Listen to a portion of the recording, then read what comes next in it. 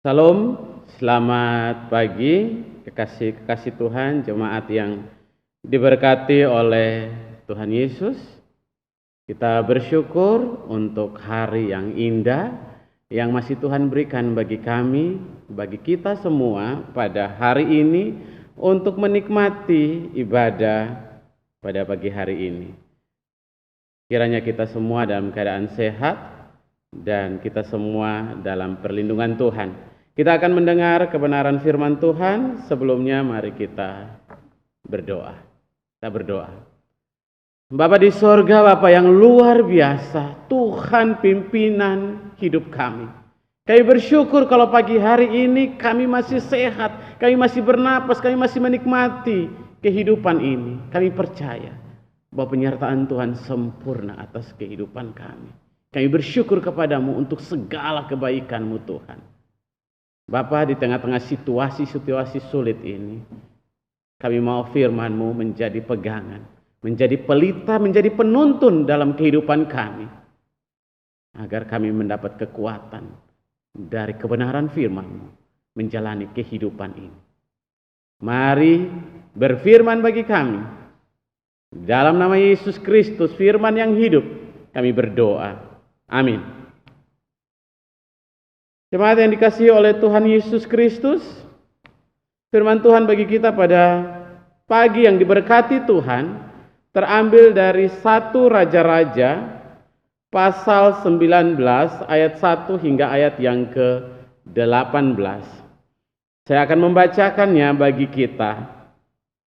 Elia ke Gunung Horeb.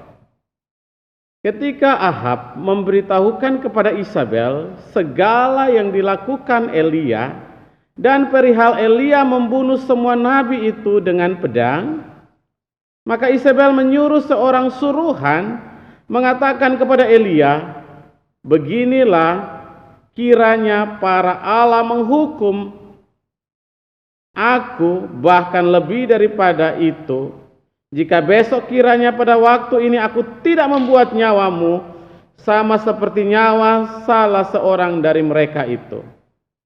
Maka takutlah ia, lalu bangkit dan pergi menyelamatkan nyawanya. Dan setelah sampai ke Berseba yang termasuk wilayah Yehuda, ia meninggalkan bujangnya di sana. Tetapi ia sendiri masuk ke padang gurun sehari perjalanan jauhnya. Lalu duduklah di bawah sebuah pohon arar, kemudian ia ingin mati, katanya, "Cukuplah itu. Sekarang ya Tuhan, ambillah nyawaku, sebab aku ini tidak lebih baik daripada nenek moyangku." Sesudah itu ia berbaring dan tidur di bawah pohon arar itu. Tetapi tiba-tiba seorang malaikat menyentuh dia serta berkata kepadanya, "Bangunlah, makanlah." Ketika ia melihat sekitarnya, maka pada sebelah kepalanya ada roti bakar dan sebuah kendi berisi air. Lalu ia makan dan minum, kemudian berbaring pula. Tetapi malaikat Tuhan datang untuk kedua kalinya dan menyentuh dia serta berkata, "Bangunlah, makanlah, sebab kalau tidak perjalananmu nanti terlalu jauh bagimu." Maka bangunlah ia, lalu makan dan minum, dan oleh kekuatan makanan itu ia berjalan 40 hari 40 malam lamanya sampai ke gunung Allah, yakni Gunung Horeb. Di sana masuklah ia ke dalam sebuah gua dan bermalam di situ. Maka firman Tuhan datang kepadanya demikian, "Apakah kerjamu di sini, hai Elia?" Jawabnya, "Aku bekerja segiat-giatnya bagi Tuhan, Allah semesta alam, karena orang Israel meninggalkan perjanjianmu, meruntuhkan mezbah-mezbahmu, dan membunuh nabi-nabimu dengan pedang. Hanya aku seorang diri yang masih hidup dan mereka ingin mencabut nyawaku. Lalu firman-Nya, keluarlah dan berdiri di atas gunung itu di hadapan Tuhan. Maka Tuhan lalu, angin besar dan kuat yang membelah gunung-gunung dan memecahkan bukit-bukit batu mendahului Tuhan. Tetapi tidak ada Tuhan dalam angin itu. Dan sesudah angin itu datanglah gempa, tetapi tidak ada Tuhan dalam gempa itu. Dan sesudah gempa itu datanglah api, tetapi tidak ada Tuhan di dalam api itu. Sesudah api itu datanglah bunyi angin sepoi-sepoi basah. Segera sesudah Elia mendengarnya, ia menyelubungkan mukanya dengan jubahnya, lalu pergi keluar dan berdiri di pintu gua itu. Maka datanglah suaranya yang berbunyi, apakah kerjamu di sini, hai Elia? Jawabnya, aku bekerja segiat-giatnya bagi Tuhan, Allah semesta alam. Karena orang Israel meninggalkan perjanjianmu, meruntuhkan mezbah-mezbahmu, dan membunuh nabi-nabimu dengan pedang. Hanya aku seorang dirilah yang masih hidup, dan mereka ingin mencabut nyawaku. Firman Tuhan kepadanya, pergilah, kembalilah ke jalanmu melalui padang gurun ke Damsyik, dan setelah engkau sampai, engkau harus mengurapi Hazael menjadi raja atas Aram, juga Yehu cucu Nimsi haruslah kau urapi menjadi raja atas Israel, dan Elisa bin Safat dari Abel Mehola harus kau urapi menjadi nabi menggantikan engkau. Maka siapa yang luput dari pedang Hazael akan dibunuh oleh Yehu, dan siapa yang terluput dari pedang Yehu akan dibunuh oleh Elisa. Tetapi aku akan meninggalkan 7.000 orang di Israel, yakni semua orang yang tidak sujud menyembah Baal dan yang mulutnya tidak mencium dia. Saudara, demikian jauh pembacaan firman Tuhan bagi kita. Kita sedang berada dalam bulan Agustus yang disebut bulan kemerdekaan bangsa kita. Karena itu pagi hari ini tema firman Tuhan bagi kita saya beri tema merdeka dari tekanan hidup. Saudara, besok kita akan merayakan HUT kemerdekaan bangsa kita yang ke-75 tahun.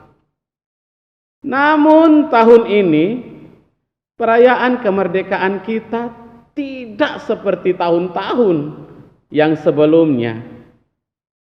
Karena kita sedang berada dalam situasi yang tidak tenang, yakni situasi sulit penyebaran COVID-19.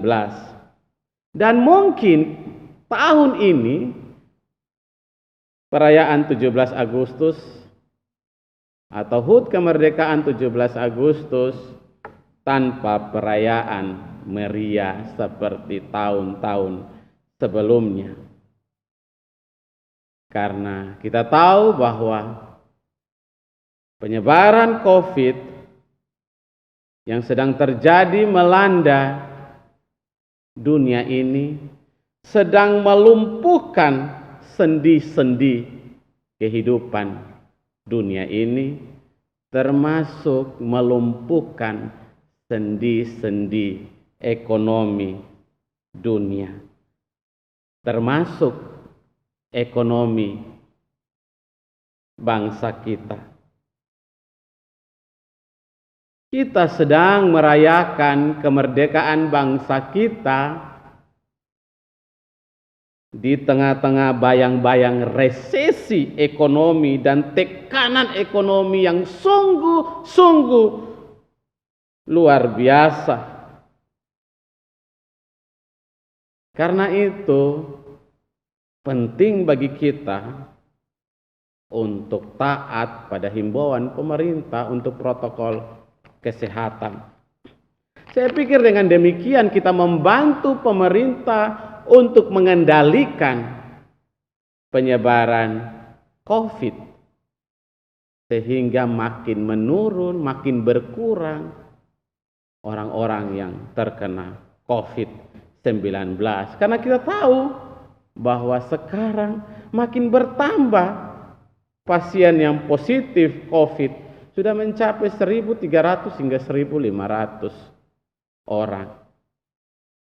Saudaraku, Bapak Ibu yang dikasihi Tuhan, saat ini di tengah-tengah COVID, banyak orang mengalami tekanan hidup, tidak memandang status sosial dan status ekonomi, profesi orang. Semua orang mengalami situasi yang sama.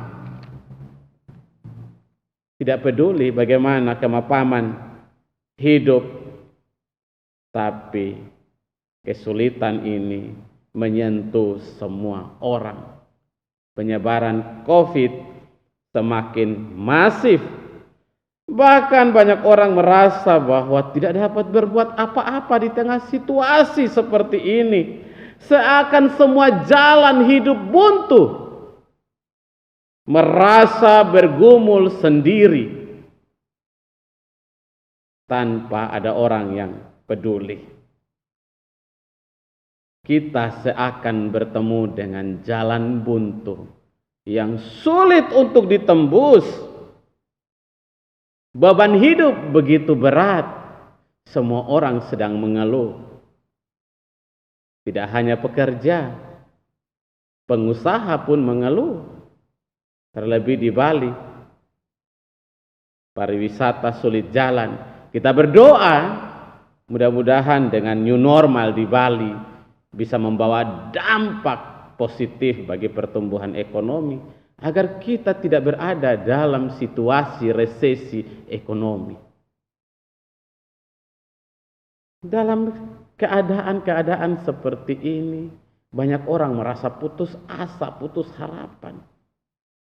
Seakan hidup berjalan di tempat, bahkan sedang berjalan mundur. Seakan terjepit dalam suasana sulit.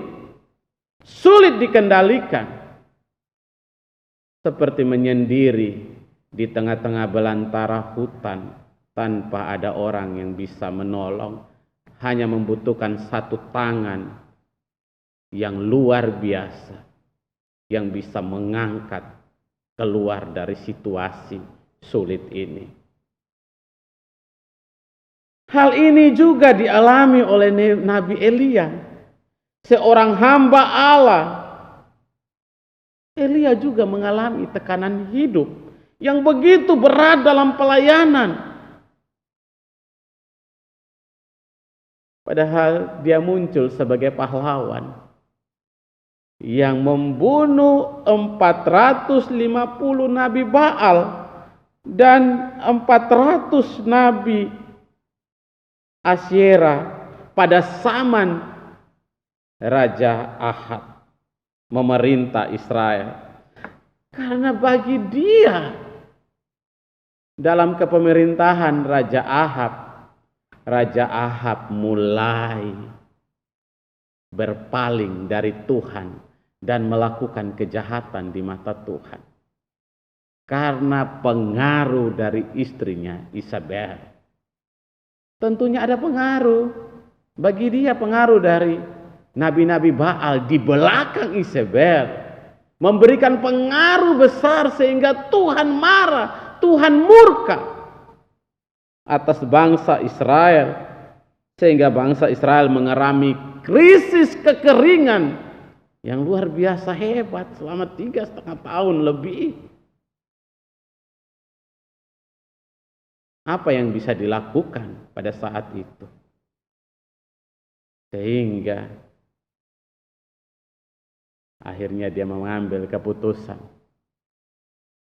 untuk mengembalikan Ahab ke jalan Tuhan dengan membunuh 850 nabi-nabi Baal yang ada di belakangnya.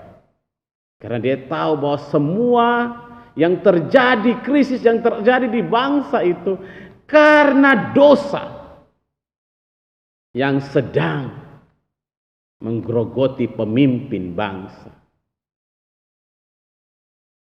Banyak pihak mengatakan bahwa COVID ini bagian dari murka Tuhan atas dunia yang sudah mulai berpaling dari Tuhan.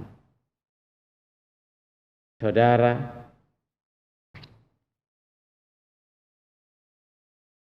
apa yang terjadi? Elia begitu tampil gagah membunuh 850 atau 450 nabi Baal dan 400 nabi Asyera. Dia begitu gagah tampil setelah api dari langit turun untuk melahap habis persembahan yang dia persembahkan bagi Tuhan. Tetapi apa yang terjadi ketika dia tampil sebagai pahlawan untuk bangsanya? Elia harus menghadapi kenyataan ketika Ahab kembali dan menceritakan kepada istrinya apa yang dilakukan oleh Elia. Isabel menyuruh orang suruhan untuk mencabut nyawa Elisa. Elisa melarikan diri untuk menyelamatkan nyawanya. Seorang pahlawan yang begitu tampil besar, membunuh 850 nabi-nabi palsu, tapi hanya menghadapi satu orang, dia melarikan diri karena takut. Saudara, dalam keterpurukan Elia, dia merasa sendiri. Tidak ada orang yang mau menolongnya. Sehingga pada bacaan kita pada ayat keempat dia berkata, "Cukuplah itu. Sekarang ya Tuhan, ambil nyawaku." Saudara, apakah Tuhan setuju dengan pernyataan Elia di tengah keterpurukan? Untuk Tuhan sudahi hidupnya. Kadang-kadang kita pun di tengah keterpurukan, kita merasa lebih baik mati. Tuhan tidak sepakat. Karena rencana Tuhan belum selesai. Begitupun juga kita ketika menghadapi kesulitan, harus sadar bahwa rencana Tuhan belum selesai. Jangan mendahului kehendak Tuhan. Tuhan tidak setuju dengan apa yang dikatakan dan diinginkan oleh Elia. Dari bacaan ini ada 3 hal penting yang perlu kita pelajari bersama. Ada 3 hal penting yang Allah lakukan kepada Elia untuk menyadarkan Elia bahwa Tuhan ada bersama dia. Dan Tuhan siap membawa Elia bangkit, merdeka dari tekanan persoalan, tekanan kehidupan. Di tengah-tengah kehidupan yang sulit, dia merasa sendiri, merasa tidak ada jalan keluar. Ada 3 hal penting yang perlu kita pelajari bersama. Yang pertama adalah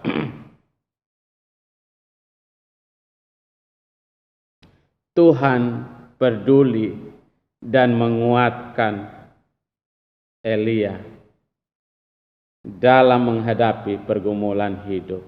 Saudara, pada ayat 1 sampai ayat yang ke-7, ketika Ahab memberitahukan kepada Isabel segala yang dilakukan Elia dan perihal Elia membunuh semua nabi itu dengan pedang, Maka Isabel menyuruh seorang suruhan mengatakan kepada Elia, beginilah kiranya para Allah menghukum aku, bahkan lebih daripada itu, jika besok kiranya pada waktu ini aku tidak membuat nyawamu sama seperti nyawa salah seorang dari mereka.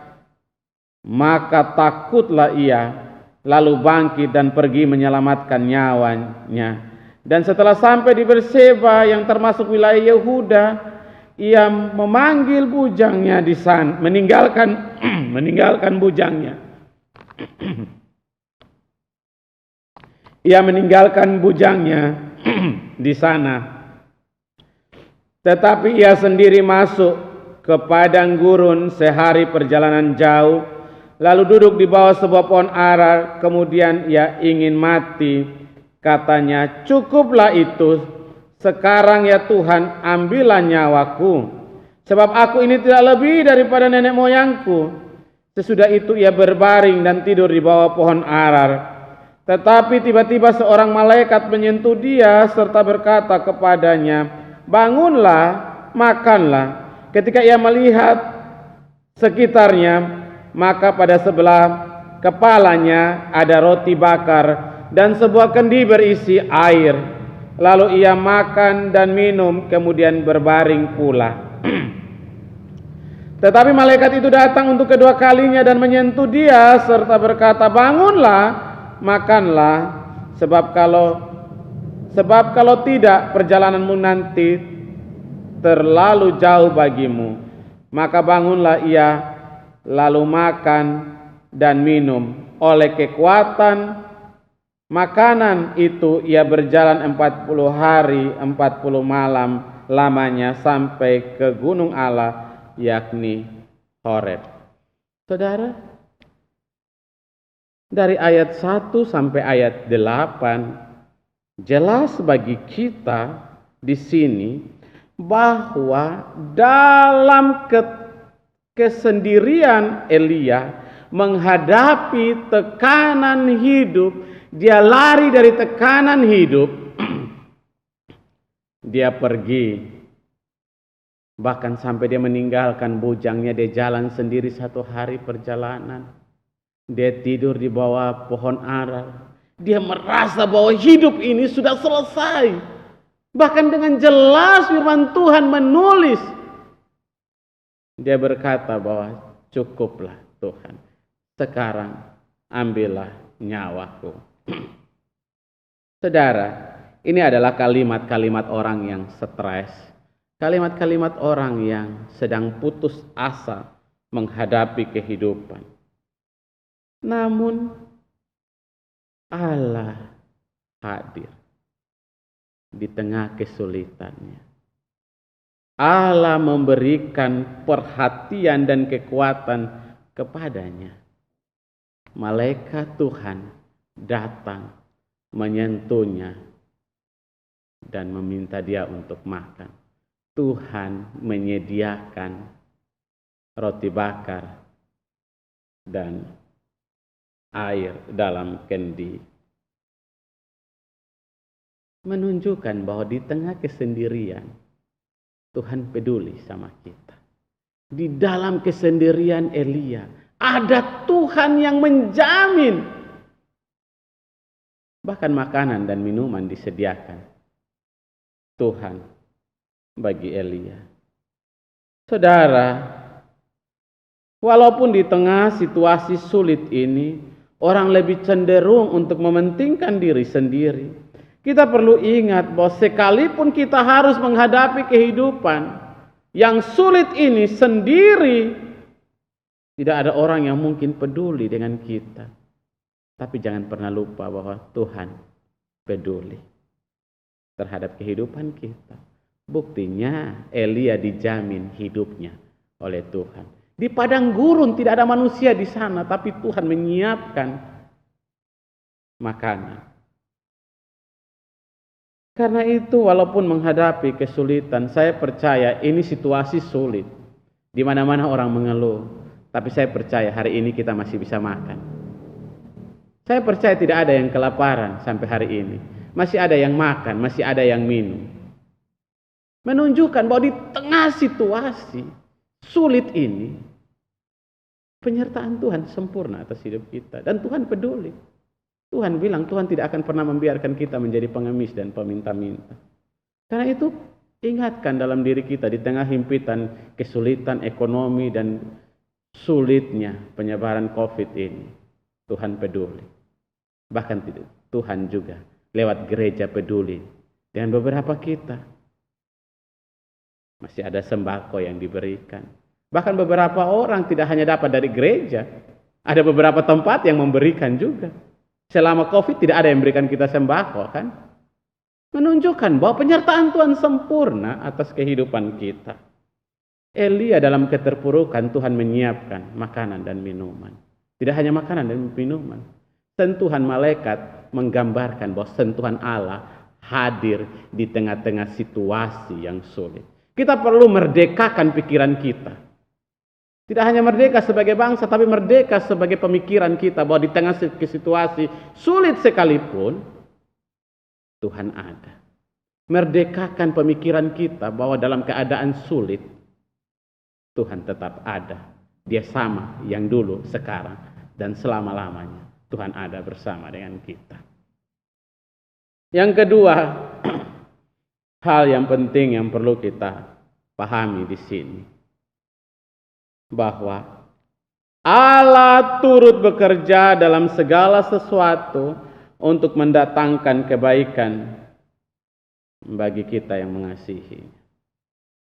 Perhatikan ayat 11 hingga ayat yang ke-14. Saya akan bacakan bagi kita. Ayat 11. Lalu firman-Nya, keluarlah dan berdiri di atas gunung itu di hadapan Tuhan. Maka Tuhan lalu, angin besar dan kuat yang membelah gunung-gunung dan memecahkan bukit-bukit batu mendahului Tuhan. Tetapi tidak ada Tuhan dalam angin itu. Dan sesudah angin itu datanglah gempa, tetapi tidak ada Tuhan dalam gempa itu. Dan sesudah gempa itu datanglah api, tetapi tidak ada Tuhan dalam api itu.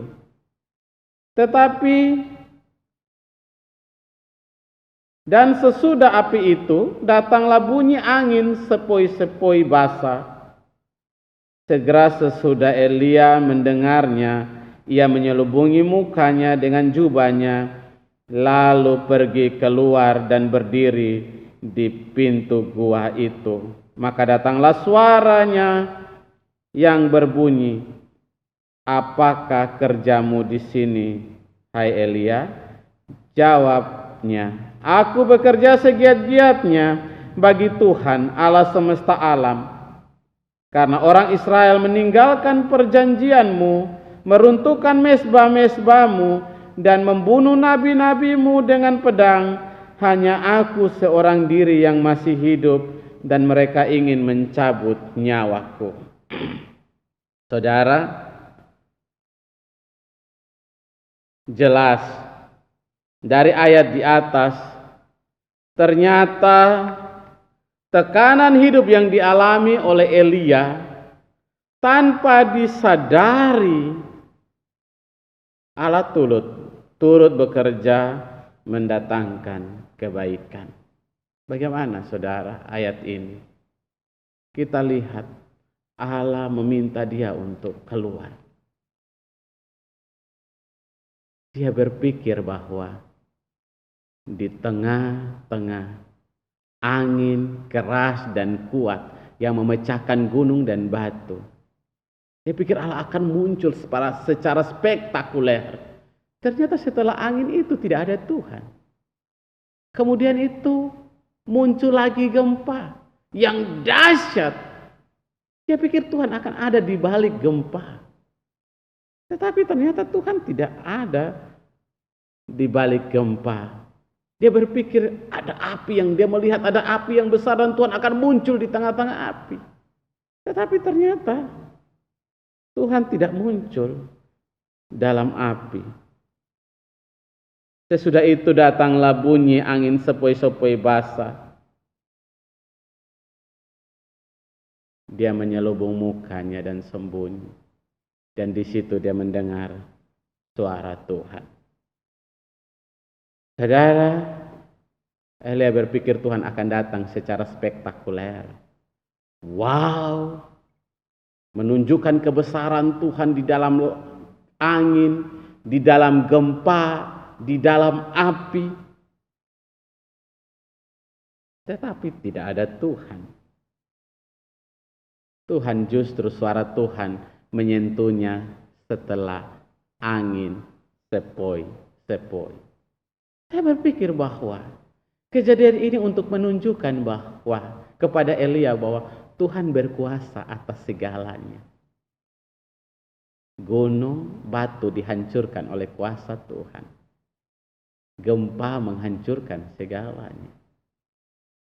Ada api. Tuhan berkuasa atas segala yang ada di dalam dunia ini. Apalagi dengan hidup Elia. Kalau Tuhan mau, sekali angin tiup dia akan selesai dan tamat. Tetapi Allah tidak melakukan itu. Di tengah-tengah situasi keterpurukan Elia, justru Tuhan datang dalam angin sepoi, menunjukkan bahwa Tuhan tidak harus datang dalam perkara besar untuk menunjukkan kemahakuasaannya, tapi dengan hal-hal kecil, supaya Elia belajar bahwa dalam hal kecil sekalipun ada Tuhan. Dalam hal-hal kecil sekalipun ada penyertaan Tuhan. Ada hal-hal yang kita merasa bahwa terlalu kecil, angin sepoi-sepoi basah. Justru setelah itu ada suara Tuhan yang datang. Kadangkala dalam tantangan hidup yang kita alami setiap hari, kita berharap Tuhan melakukan mujizat besar yang spektakuler dalam hidup kita. Apalagi di tengah-tengah COVID seperti ini. Tuhan muncul begitu besar dan selesai COVID dalam waktu hitungan menit. Bisa. Tapi kenapa Tuhan tidak melakukan itu? Karena Tuhan ingin kita belajar melewati proses itu. Kita ingat, untuk membawa bangsa Indonesia merdeka dari tangan penjajahan Belanda, para pendahulu kita tidak tunggu sampai ada pesawat tempur, sampai ada meriam yang besar. Tidak harus ada senjata sekaliber Amerika atau Israel. Tapi dengan hal kecil, bambu runcing di tangan para pejuang, mereka mampu mengusir penjajahan Belanda sekutu dari bumi Indonesia. Karena itu, situasi ini ingin kita belajar untuk bersyukur hal-hal kecil dalam kehidupan kita. Tidak harus besar.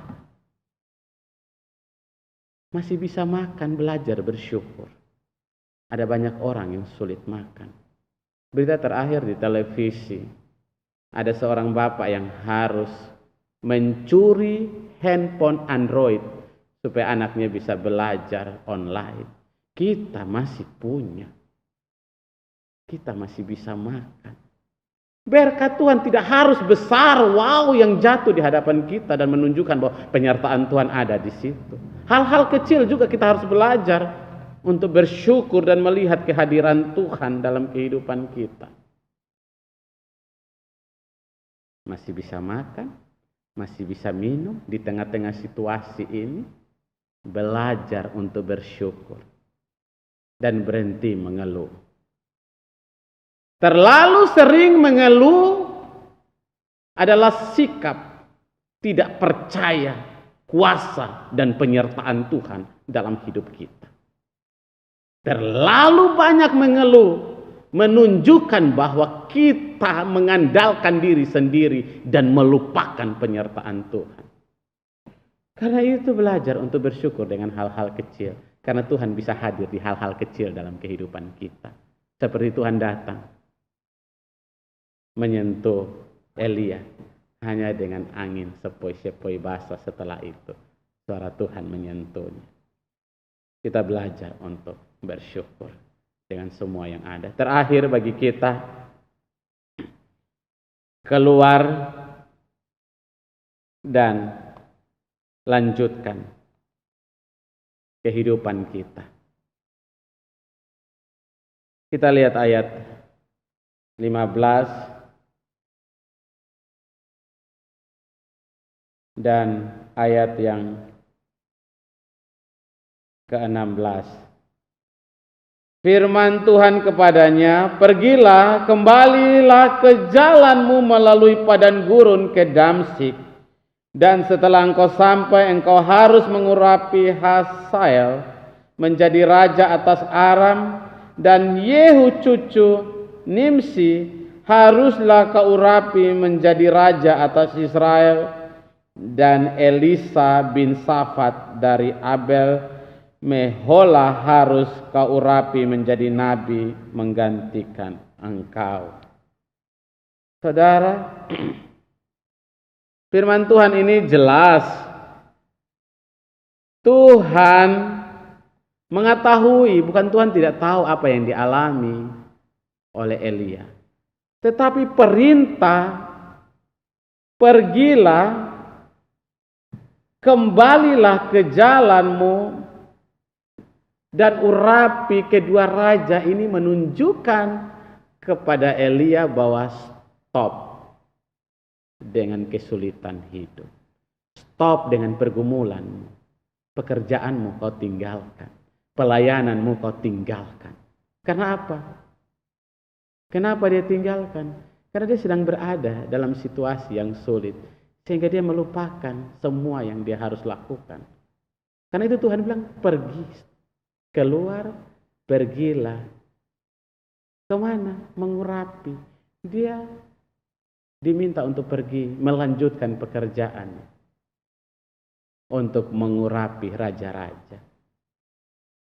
Stop untuk mengeluh, keluar dari situasi. Kita hanya bisa keluar dari situasi kalau kita yang mau keluar. Selama kita tetap ada dalam situasi ini dan tidak mau bergerak keluar untuk mencari jalan keluar, maka kita akan tetap hidup dalam keterpurukan. Presiden Jokowi dan Gubernur Wayan Koster sudah memulai new normal di Bali. Karena itu, keluarlah dari zona pergumulan ini. Mulailah kembali bekerja seperti biasa.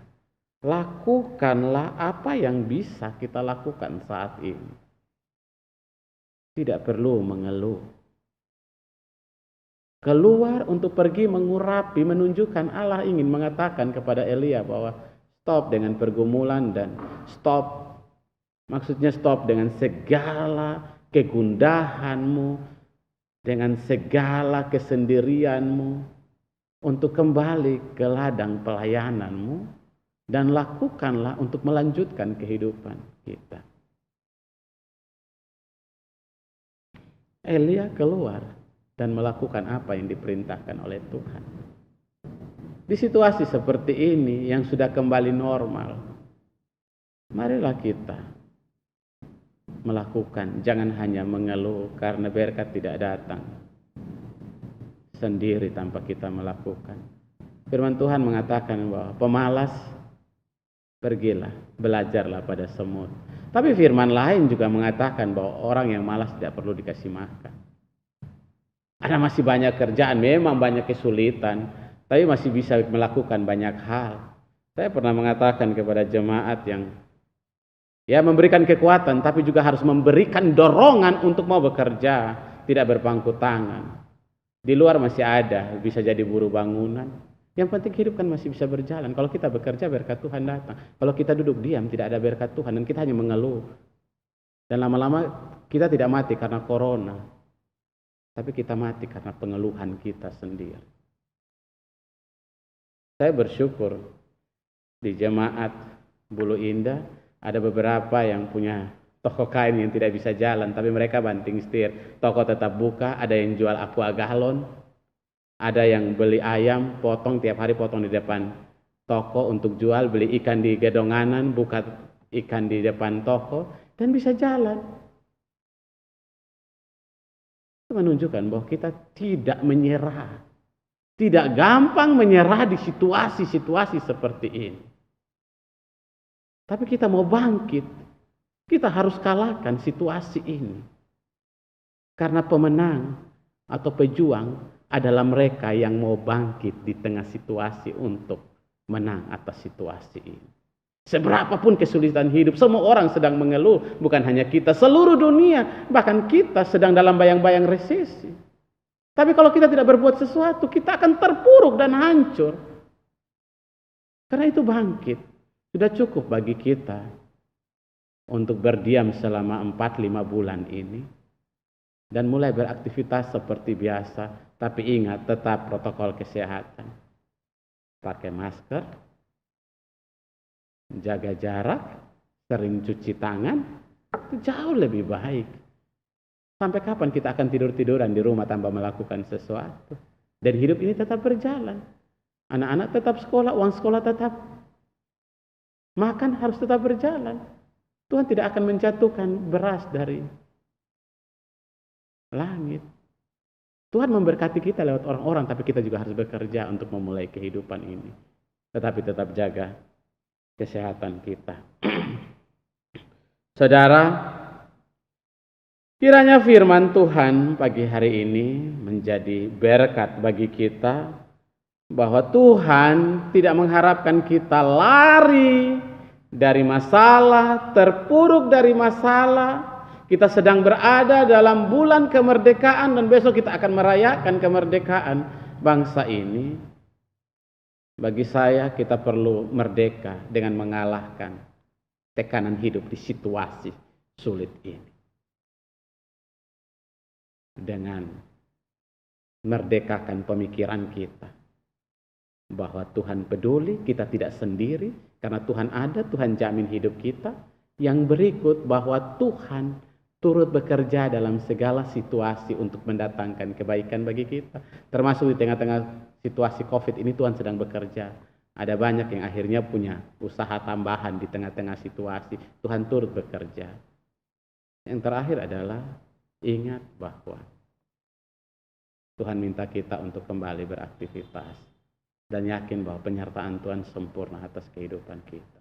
Tuhan ada bersama dengan kita, Tuhan memberkati kita. Mari kita menjadi orang-orang yang pemenang, orang-orang yang merdeka. Bukan hanya merdeka sebagai bangsa, tapi bagaimana kita merdeka dari tekanan pikiran kita yang sering mengatakan bahwa susah sudah datang, siapa yang mau help, siapa yang mau tolong. Ada Tuhan, Tuhan tolong kita. Kita yang mampu mengalahkan kesulitan ini. Merdeka dari hidup, merdeka dari tekanan hidup, karena Tuhan memberikan kekuatan. Bukan roh yang takut, tapi roh pemenang bagi kita, supaya kita keluar dari situasi ini. Firman Tuhan memberkati kita. Mari kita berdoa. Bapa di sorga, firman Tuhan sudah disampaikan. Kiranya firman Tuhan pagi hari ini sampai ke relung hati kami yang paling dalam. Firman ini masuk dan menyentuh hati kami yang paling dalam. Membersihkan ketakutan, kekhawatiran kami bahwa Tuhan jauh, Tuhan tidak peduli, sesama tidak peduli. Sesungguhnya Tuhan ada bersama dengan kami dan Tuhan peduli. Bahkan situasi ini Tuhan sedang bekerja untuk menguatkan iman kami. Karena itu kami tidak perlu lagi takut, tapi kami bangkit keluar dan kembali ke aktivitas kami. Belajar untuk kembali bekerja, belajar untuk kembali melayani Tuhan, karena penyertaan Tuhan sempurna. Apapun kesulitan yang kami hadapi, kami percaya penyertaan Tuhan sempurna atas hidup kami. Terima kasih Bapa di sorga, dalam nama Yesus Kristus kami berdoa dan bersyukur. Amin.